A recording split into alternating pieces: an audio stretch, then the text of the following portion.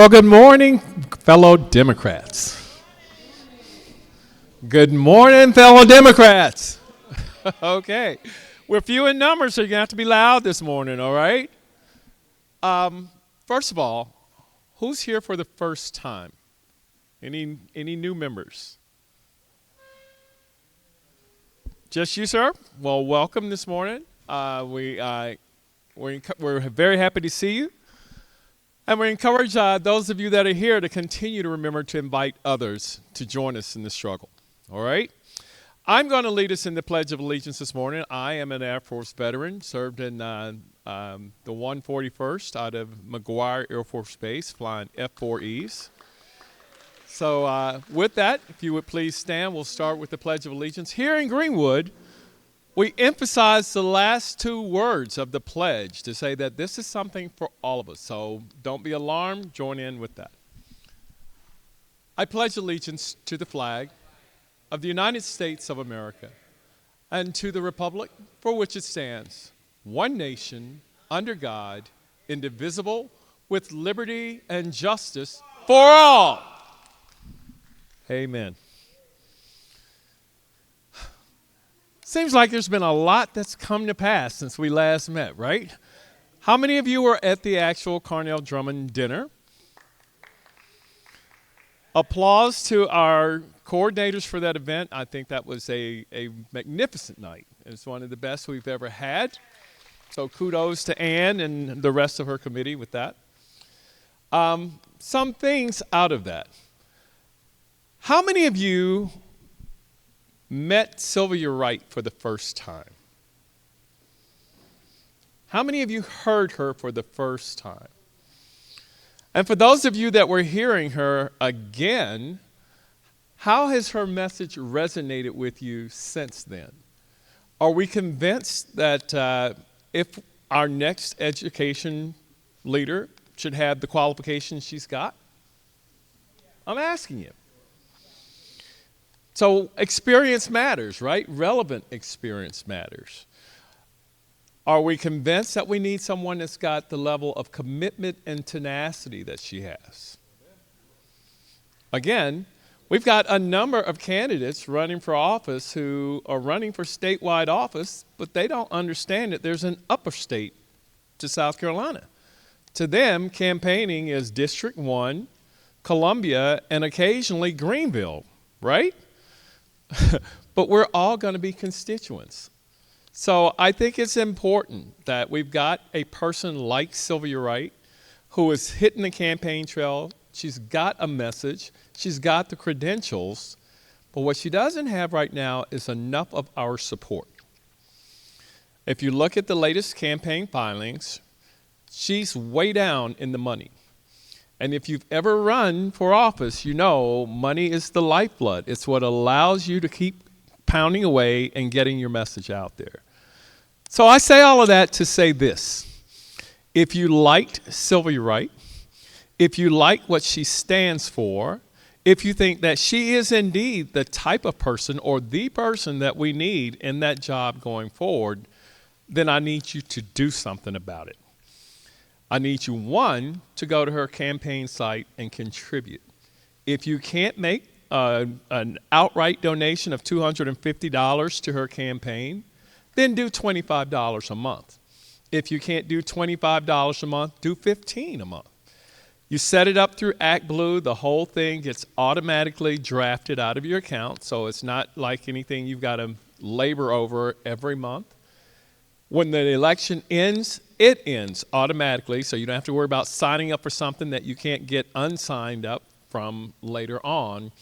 But it makes all of the difference. Having lived the experience of working with Bill's campaign and lived the experience of working with Jamil's campaign, I'm telling you, campaign contributions, particularly early in the cycle, when a candidate is trying to get out and get their message out and gain traction, is very, very important. We've had a great luxury in having Sylvia come to the Greenwood area multiple times now. Between us and McCormick and Abbeville, she's shown lots of love and attention to us as constituents. But we need to move beyond the phase of, oh, that's nice, to this is a person we need to fight for. So I'm asking you now to make your contributions. I'm going to do the same. And I'm also asking you to tell the folk around you to do the same thing. We need to get her elected. It would be a shame for Sylvia Wright to lose the primary because she's running against someone who's run before and has better name recognition, but has no plan and has no credentials that compare to what she's able to do. So if that's who we want in the general, we've got to start fighting for her now. And her campaign is at a critical juncture we need to step up and support. How many of you met Representative Johnson for the first time? I've happened to have seen him now a couple of 3 times. And even with that, hearing him tell his story in depth and anew gave me a new insight into him and a very good reason for why he deserves our trust. I'm going to say the same thing about him.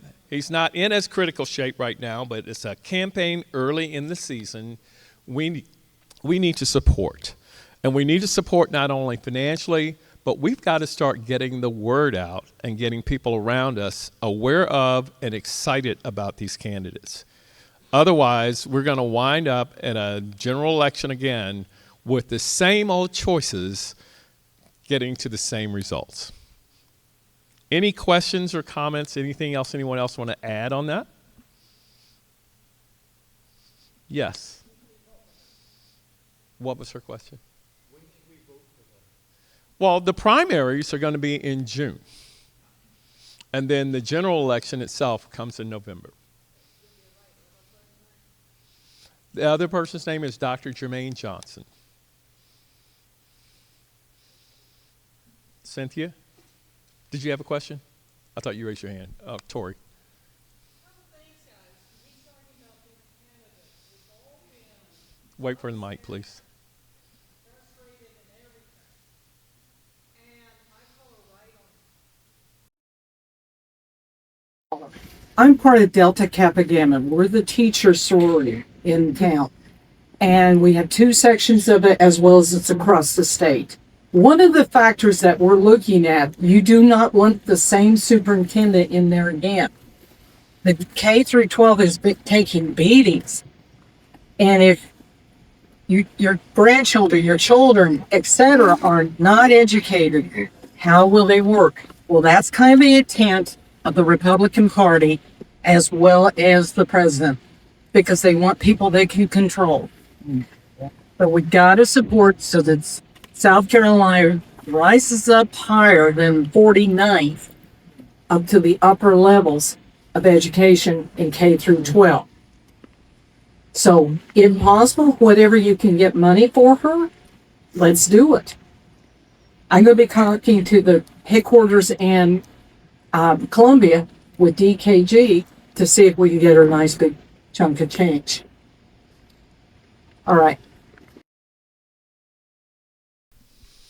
So again, it's on us, and it's on us with the organizations that we know.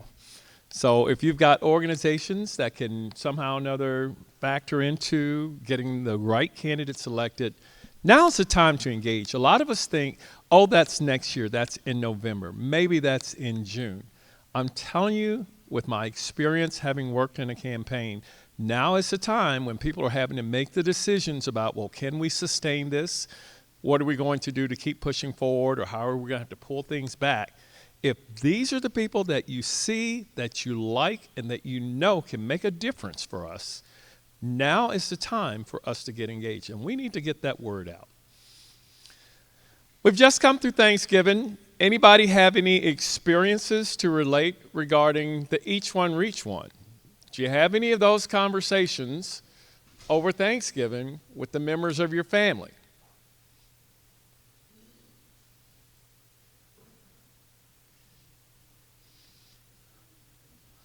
It's a great opportunity lost. I'm just telling you. Again, we know traditionally we don't want to bring up politics at the family gatherings. We don't. Except for when it's critically affecting everything that we're going to do going forward.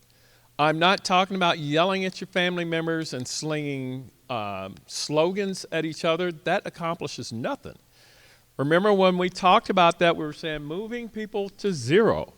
If you're over here and I'm on the other side, let's find the common ground in the middle where we can agree on some things and figure out how to move us as an electorate and as a country to that middle point. And then from there, we'll see where we get to when it's time to vote. We can't sit silent on this, folks. We are coming under attack at every level, whether you're talking the national level or now Mr. McMaster's decided, well, we're going to do away with DEI and contracts here at the state level, and it's just snowballing. And it's the only way we're going to intercede is when we decide to stand up now as an army of one and start having those conversations with people. Have the conversations. We're not sitting here preaching at them. We're talking with them. Explain, well, what is it that you think? Or how do you think this will improve that situation? Or now, what do you think? There are a lot of people in the find out phase who are claiming, well, this isn't what I thought I was voting for. Well, now you see what you got. What do you want to do going forward? Those are the conversations that we need to have. And those are things that happen one-on-one, and they happen now. We all think that, we're going to get to March, or we're going to get to June, or we're going to get to August, and be able to go out and talk to people and change their minds and empower them to go to the polls and make the right decision. It doesn't happen that way. It's got to be gentle persuasion, starting now and building through. Any questions or comments with that?